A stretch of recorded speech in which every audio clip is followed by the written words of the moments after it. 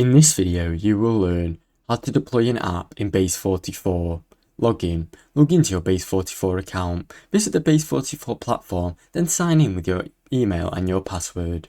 Click on create a new project or select an existing one.